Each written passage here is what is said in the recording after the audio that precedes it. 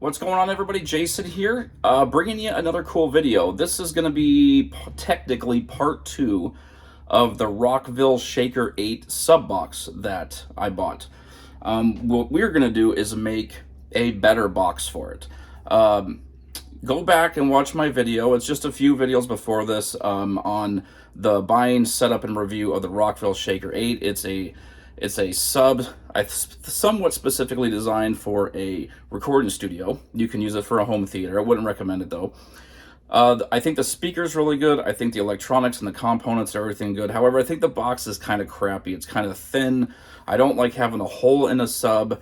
The speaker is kind of like facing out and doesn't really give you unidirectional. I just don't think the box is that good. So we're going to make a square foot box. We're going to put the speaker on the bottom facing the floor. And let me show you what I got.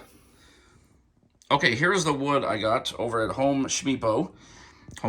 It is a 2x4, 3/4 inch thick piece of MDF. MDF is really good for making speaker boxes. It's very, very dense. They can make it really straight because it's just basically wood and glue, pretty much kind of like plywood in a way. And I don't know if I would recommend using this for like a car sub. You got 212s and something high powered, but for a little 8-inch sub for my recording studio, this will work out really, really good. This is only like 25 bucks at Home Depot.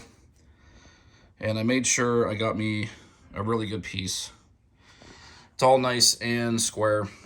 3/4 inch thick. This should be really nice. It's really, and I would recommend this for a small sub because this is very, very dense.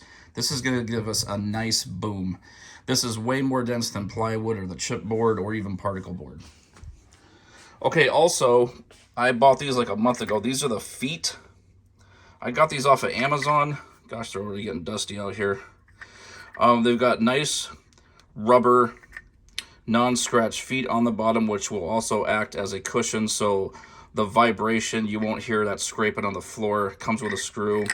I thought these were going to be pretty flimsy. They're actually pretty thick plastic. This should work pretty good. So these are the feet. And then I was at O'Reilly Auto Parts today getting something for my car, and then I saw this insole. This was like $8. This is a 2x6.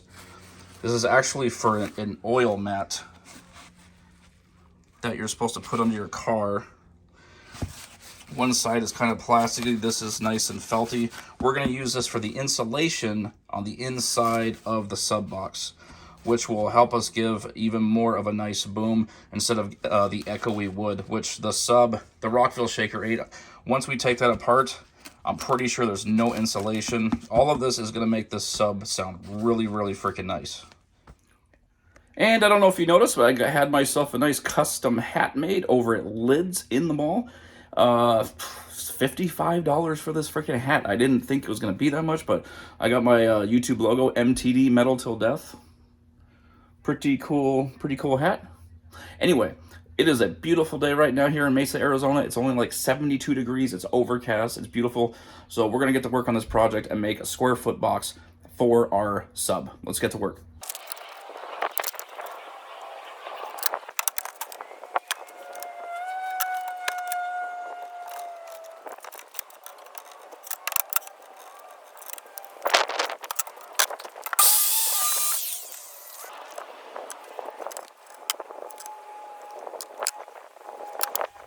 Okay, I got 2 square foot pieces cut out here, and it's pretty much dead on.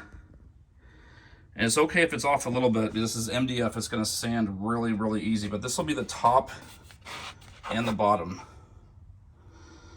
Like that. If I can get that back. This will be the top and the bottom.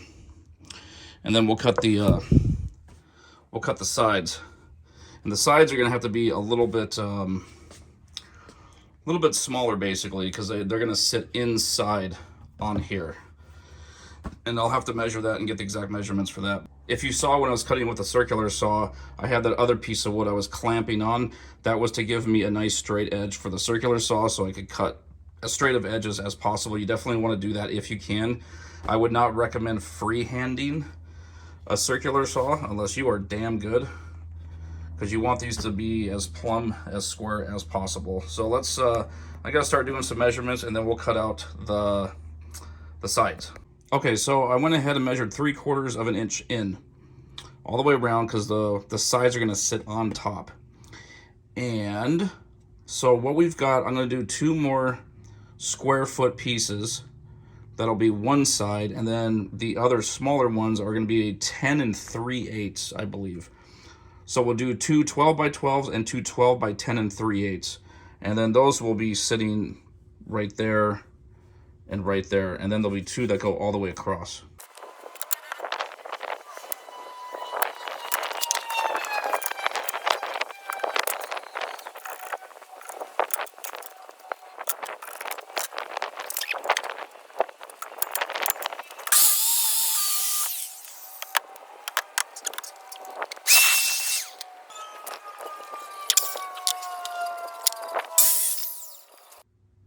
Okay, there's the sides cut out. They're pretty good, except for you can see this one is over a little bit, and down there we'll just shave off a hair with my miter saw, but this is pretty even. There's a little gap there, which we can clamp that. It'll fill up with glue.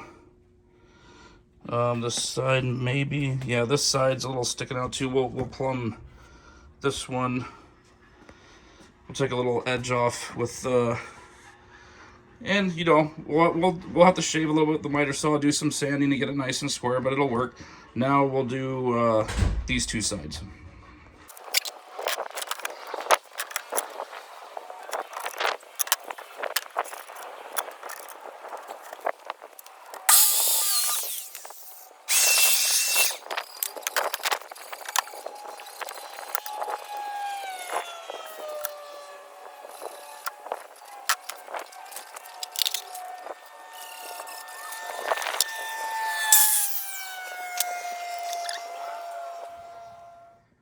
Okay, we got all 6 pieces cut out. I believe that's the top and the bottom. These 2 and these 2 are the same. These 2 are 10.5 by 12. These are all 12 by 12. Now I did run into a snag. This is why you always check your power tools. My miter saw, the blade was not straight up and down, it was angled. And I should have checked it.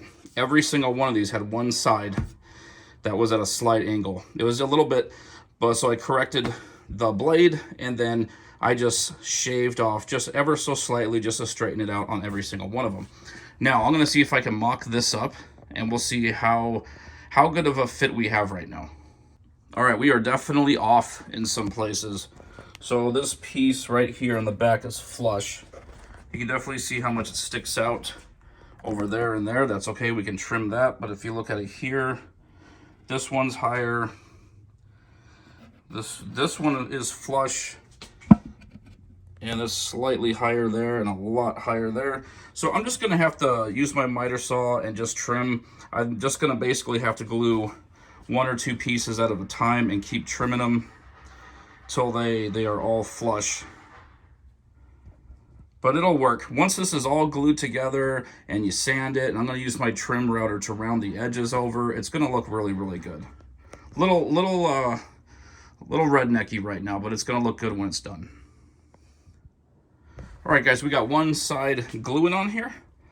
It's nice and flush. Don't worry about the glue. We're gonna sand all this flush when it is done.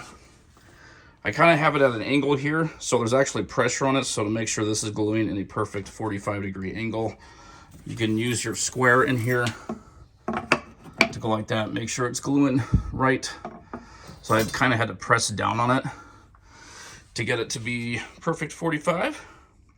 While that's drying, here is the actual sub. We're gonna take the back plate off and the speaker, and look how thin this stuff is.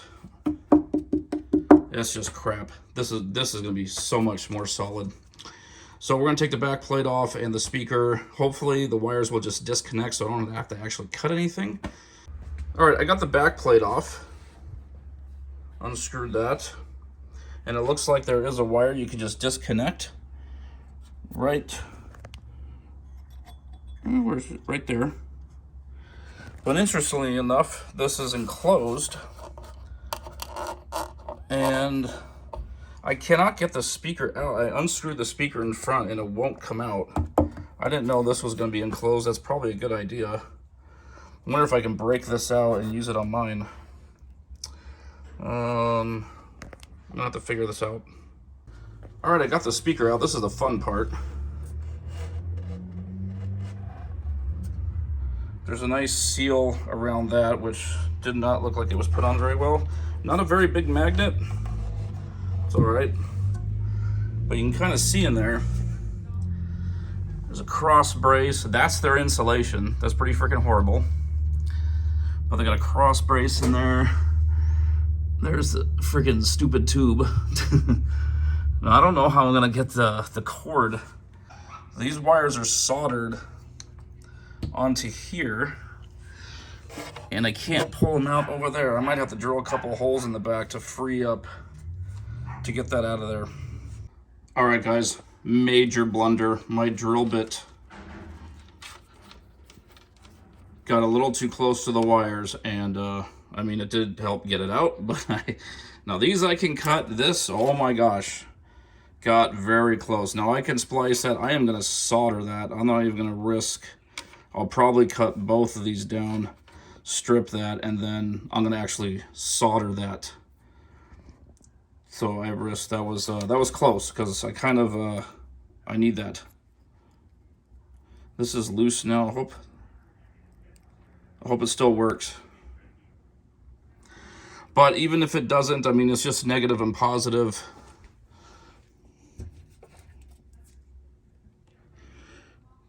Technically, you just have a negative and positive post right there.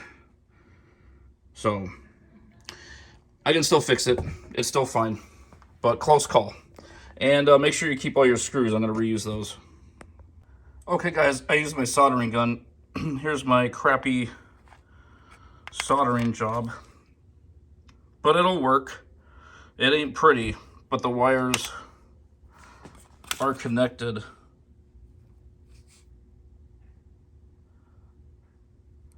So I'm just going to electrical tape all that up. We'll wrap all that up, and I mean, it's a crappy job, but it's holding, so it should get power. Okay, I've got the wire all electrical taped up. I electrical taped both wires, and then I taped them together. I also got another side gluing on here.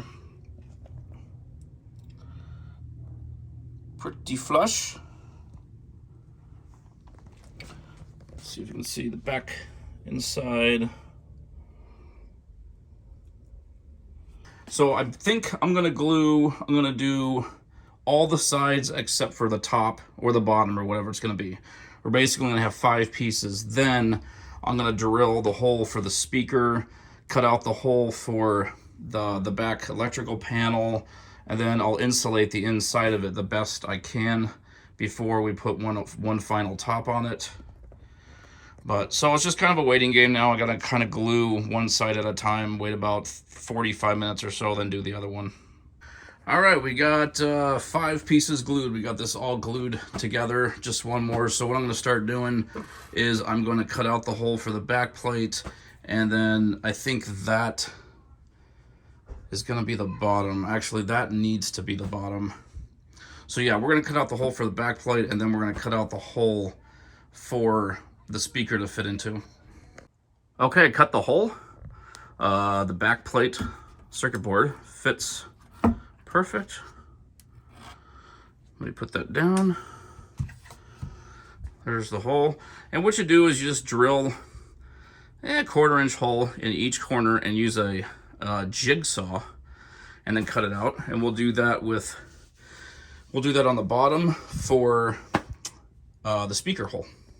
Okay, we got the hole cut for the sub, and here's the feet. I just laid them on there. This is going to be the bottom. That's what it's going to look like. Pretty cool. There's the back plate hole. It's coming around. It's coming around. It's actually quite a bit of play in here. I actually made the hole a little too big. It's okay. It'll be fine. Okay, now we're going to start stapling. We can't, obviously I can't put that in when this is fully enclosed. So before we put the top on, we need to put in as much insulation as we can. Here's one piece I already cut. Obviously it's not stapled down. But there's going to be a space around here because then that'll go on top here. And then there's, I already pre-cut this. That'll be the speaker one. We'll staple that down. And then where this comes in, the back plate, I don't know if I want to cover. I think I'm going to get an extra big piece of this insulation, like maybe an inch bigger all the way around, and just staple it in so it's poofy. So the insulation actually covers that. I don't know if that really matters having this covered. I don't know if the vibration will mess that up. We'll see. Just a quick tip, if you're going to do something like this, use a commercial staple gun like this. It will make your life a million times easier. All right, guys, here's the box. It's all insulated. I'll tell you what I did here. So everything's just stapled. Nice and insulated. That's going to give it a nice warm boom. Now this part where, let me show you. This is the part where the back plate goes in. And I made this poof out. Let's see if you can see. I made it poof out a bit because there's electronics on the back of this that stick out. So when you put it on there, it sinks in pretty good. You gotta push it down. I'll see if I can stretch it out. But it covers it nicely. So if this is screwed on right here, it covers all the electronics. So hopefully the air flow in there won't mess with the electronics on this. But I'll try to stretch that out a little bit so this will fit better. Okay, now next step, I took my orbital sander. Sorry if that's not clear. I took my orbital sander, sanded the edges. So here's the top. We got the insulation screwed on. And this will go on top, and we will glue this. And it's got a really nice fit. We'll have to clamp it. Now you guys might be asking, why don't I just screw all this down and make it easy? Well, MDF, even if you do pilot holes, you run the risk of this cracking and splitting. And glue, it will seal it way better than screws would. You could screw it and glue it, but if you glue it, really there's no point in having screws other than you can handle it right away. But this will be fine. This glue will never ever come apart. And so here's what we are gonna glue this top on, and then I'm calling it a night. This will be part one of this video. I thought this was gonna go faster, but this will be part one. I'm gonna glue the top on. There's the bottom, the side, and we'll go in here, and you can see once this is the top, it's all completely insulated in there, totally insulated, and it's gonna give this a really nice warm boom. And yeah, it looks ugly right now. Once this is all glued, we're gonna sand everything nice and flush, and then we're gonna take my trim router and we're gonna round all the edges. We'll sand it again, we'll paint it, put the feet on it. It'll look really cool. So this is the end of part one. I'm gonna glue this on, clamp it, and then tomorrow after work, this is Sunday, tomorrow after work, I will continue on to do as much as I can. Thanks for watching, guys. Stay tuned for part two.